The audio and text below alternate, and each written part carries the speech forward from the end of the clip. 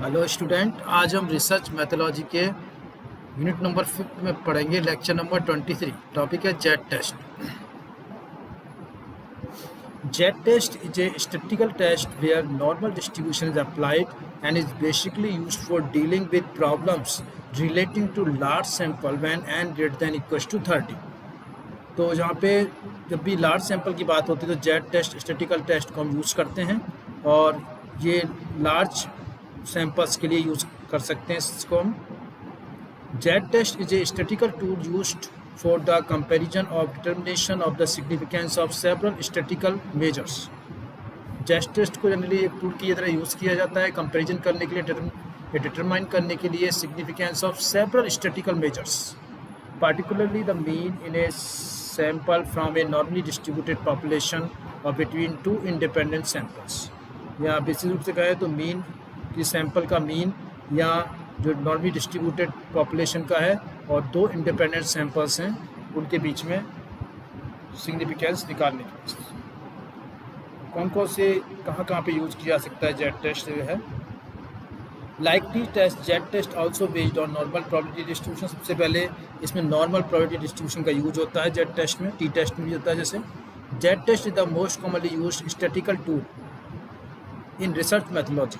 Jet test generally एक commonly used statistical tool है research methodology में, with it being used for studies where the sample size is large. यहाँ पे sample size large होता है, वहाँ पे इसको यूज़ कर सकते हैं। In the case of Z test the variance is usually known. Z test के केस में जनरली वेरिएंस हमें पता होता है। Z test is more convenient than t test. Z test t test से ज़्यादा कन्वीनियंट होता है, as the critical value at each significance level in the confidence interval is the sample for all sample size. क्योंकि जो significance level होता है critical value पे, वो कॉन्फिडेंस इंटरवल में सैंपल्स के सैंपल साइजेस पे अवेलेबल होता है। A Z score is a number indicating how many standard deviation above or below the mean of the population is। Z score एक नंबर होता है जो इंडिकेट करता है कि कितना स्टैंडर्ड डेविएशन ऊपर या नीचे है मीन से पॉपुलेशन। तो ये जेट टेस्ट की कुछ प्रॉपर्टीज कह सकते हैं या कुछ भी। For example, suppose a person want to test if both tea and coffee are equally popular in a particular town. Suppose एक पर्सन है जो कि टेस्ट करना चाहता है कि जो टी और कॉफ़ी हैं वो इक्वली पॉपुलर है कि नहीं पार्टिकुलर टाउन में, then he can take a sample of size से 500। तब वो 500 का सैम्पल साइज का एक सैम्पल लेता है फ्रॉम द टाउन से, out of which suppose 280 are tea drinkers. Suppose इनमें से 280 टी ड्रिंकर्स हैं। To test the hypothesis we can use Z. तो इसके टेस्ट करने के लिए हम जेट टेस्ट का यूज़ करें। जेट टेस्ट का फॉर्मूला होता है for the normal population with one sample. यदि केवल एक सैंपल है तो उसके लिए जेट टेस्ट का फॉर्मूला होता है Z equals to X bar plus mu upon sigma square upon N. X bar is the mean of the sample and mu is the assumed means, sigma is the standard deviation and N is the number of observation. तो इस तरह से Z test one sample test के लिए use किया जाता है, X bar plus mu upon sigma square upon under root N. Z test for the difference in means. Difference in mean में जेट टेस्ट कैसे यूज़ किया जाता है। दो सैंपल्स के जो मीन्स हैं वो x1 बार x2 बार, तो डिफरेंस होगा x1 बार माइनस x2 बार। और इसे जेट टेस्ट निकालने के लिए difference of mean upon standard error लिखा जाता है। तो एरर होती है under root of sigma square into 1 upon n1 plus 1 upon n। यहाँ पे हमने माना कि दोनों सैंपल्स का जो स्टैंडर्ड डेविएशन है वो सेम है, यानी इक्वल वेरिएंस वाले दोनों सैंपल्स हैं, इसलिए दोनों का स्टैंडर्ड डेविएशन सिग्मा सेम लेना है। तो sigma square upon n1 plus sigma square upon 2, sigma square common ले लिया, इस तरह जेट की वैल्यू निकालेंगे। Where x1 bar x2 bar are the mean of two samples, sigma is the standard deviation of the samples and n1 n2 are the numbers of observation of two samples. यहाँ पे n1 n2 क्या है, number of observation है, sigma standard deviation है, और x1 bar x2 बार mean है दोनों samples. अब जेट टेस्ट में वन सैंपल जेट टेस्ट होता है, उसे हम वन टेल्ड जेट टेस्ट भी कहते हैं। जिस तरह से one sample jet test is used to determine whether a particular population parameter, which is mostly mean, significantly different from an assumed value। तो वन सैंपल टी टेस्ट को यहाँ पे यूज़ किया जाता है डिटरमाइन करने के लिए कि वो पार्टिकुलर पॉपुलेशन के जो पैरामीटर हैं जनरली वो मीन ही होता है, वो एज्यूम्ड वैल्यू यानी एज्यूम्ड मीन से सिग्निफिकेंटली डिफरेंट है या नहीं है। सेकंड है it helps to to estimate the relationship. इसके अलावा इससे एस्टिमेट कर सकते हैं रिलेशनशिप को between the mean of the sample के mean and the assumed means और assumed means. In this case, the standard normal distribution is used to calculate the critical value of the test. तो इस case में standard normal distribution को use किया जाता है to calculate करने के लिए critical value of the test.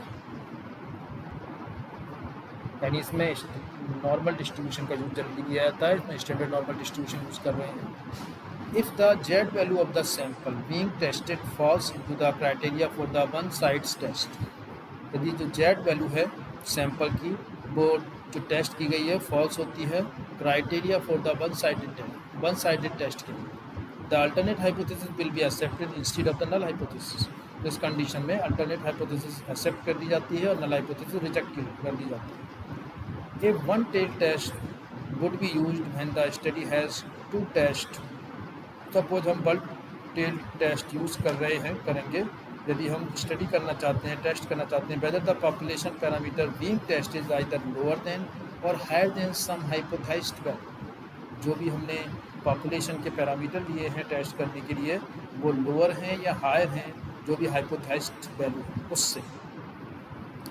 A one sample Z test assumed, एक one sample Z test assumed मानता है कि the data are a random sample collected from a normally distributed population, कि जो भी रैंडम सैंपल्स हैं डेटा के वो कलेक्ट किए गए हैं नॉर्मली डिस्ट्रीब्यूट पॉपुलेशन से, that all have the same mean and same variance, जिसमें जो भी सैंपल लिए गए सबका जो मीन है और वेरिएंस है वो same. The hypothesis implies that, ये हाइपोथेसिस इम्प्लाई करती है that the data is continuous, कि डाटा कंटिन्यूस है and the distribution is symmetric, और जो डिस्ट्रीब्यूशन है वो सीमेट्रिक है। जो नॉर्मल डिस्ट्रीब्यूशन होता है जनरली वो कंटिन्यूस डेटा के लिए यूज़ किया जाता है, तो जो भी वैल्यूज हमें कंटिन्यूस ली जाती हैं इसलिए हम मान के चलना है कि डेटा कंटिन्यूस है। Based on the alternative hypothesis set for a study, suppose study के लिए जो अल्टरनेटिव हाइपोथेसिस हम टेस्ट यूज़ कर रहे हैं, a one sided Z test, और वो वन साइडेड जेड टेस्ट है can be either a left sided Z test और राइट साइडेड जेड टेस्ट। या तो वो लेफ्ट साइडेड हो सकता है, राइट साइडेड जेड टेस्ट हो सकता है, लेफ्ट की तरफ नेगेटिव साइड में भी जा सकता है और पॉजिटिव साइड में भी जा सकता है Z test. For instance if our H not mu not equals to mu and H A mu less than mu nought, such a test would be a one sided test. तो इस condition में जो test होगा वो one sided test होगा, mu greater than mu nought. और more precisely a left tail test, और क्या होगा लेफ्ट टेल टेस्ट होगा, and there is one rejection area only on the left tail of the distribution. तो इसमें जो left वाला एरिया होगा उस टेल के वो उसको हम रिजेक्ट करेंगे। However if H not mu equals to mu not and H A mu greater than mu naught, suppose H not mu equals to mu naught है और जो अल्टरनेट टाइप एच ए है उसमें mu greater than mu naught है, this is also a one tail test. और right tail, ये भी एक वन टेल टेस्ट है जिसे राइट टेल टेस्ट कहते हैं। In the rejection area present on the right tail of the curve, इसमें रिजेक्शन एरिया होता है और राइट टेल की तरफ एग्जिस्ट करता है। अब आते हैं two sample Z test, two tail Z test इसे हम कहते हैं। In the case of two sample Z test, two normally distributed independent samples are required. इस कंडीशन के लिए हमें दो सैंपल चाहिए होते हैं independent. A two tail Z test is perform to determine, एक टू टेल जेड टेस्ट को परफॉर्म किया जाता है डिटरमाइन करने के लिए the relationship between the population parameter of the two samples, दो सैंपल्स की जो पॉपुलेशन पैरामीटर में रिलेशनशिप निकालने के लिए।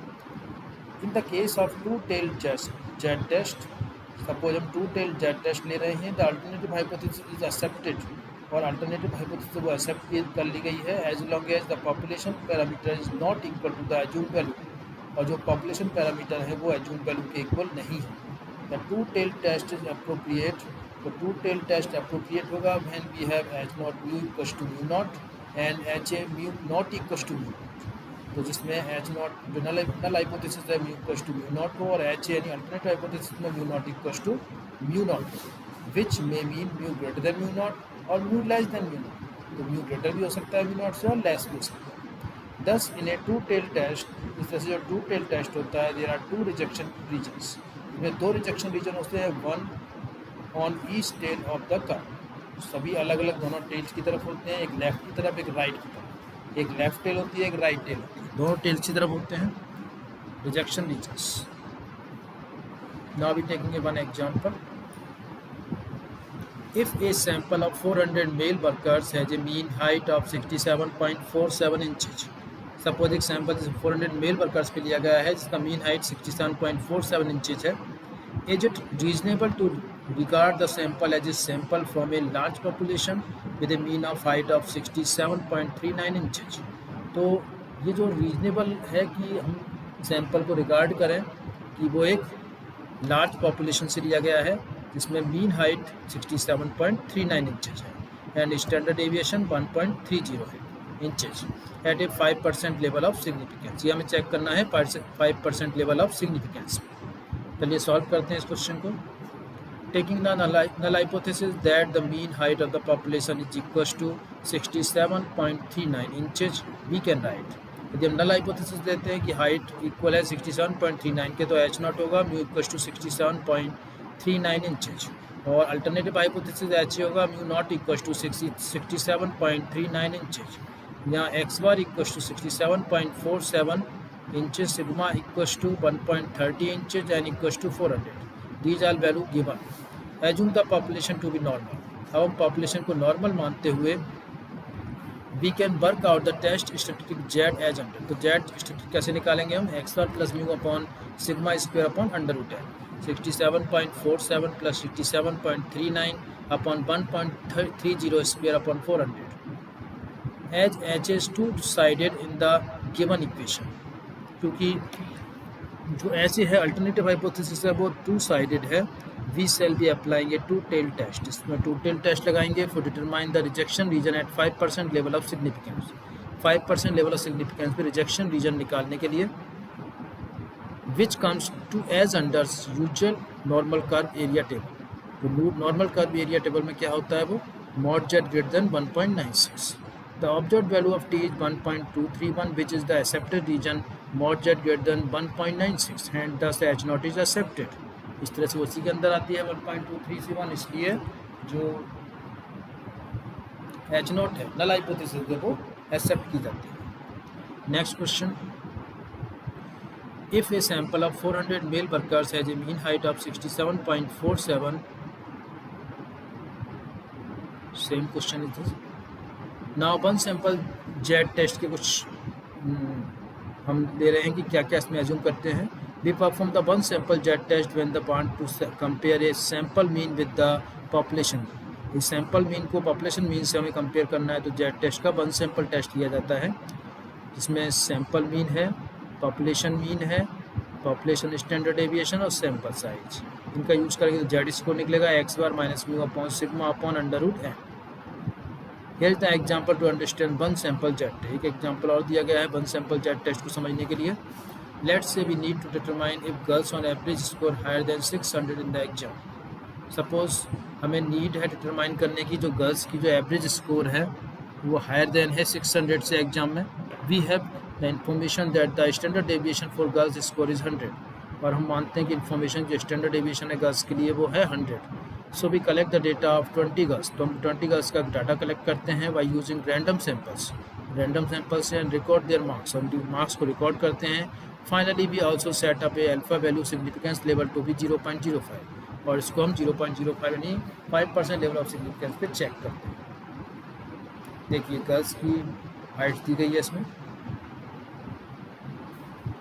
In this example mean score for girls is 641, और इसका हम एवरेज निकालते हैं सभी हाइट्स का, तो क्या आती है 641 आती है इंचेज, और size of the sample is 20 आता है।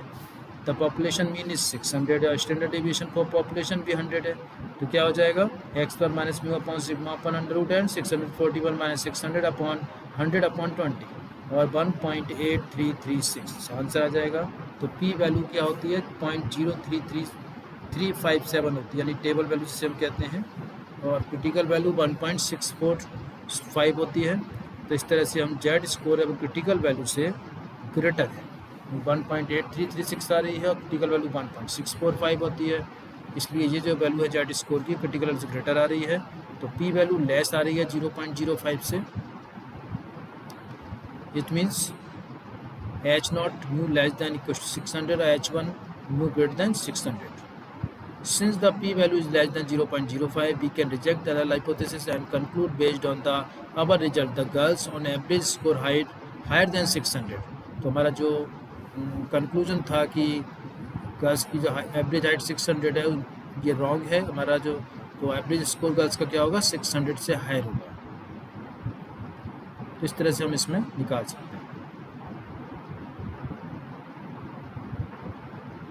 तो ये था जेड टेस्ट का आज का लेक्चर। ये लेक्चर कंप्लीट होता है। Thanks a lot.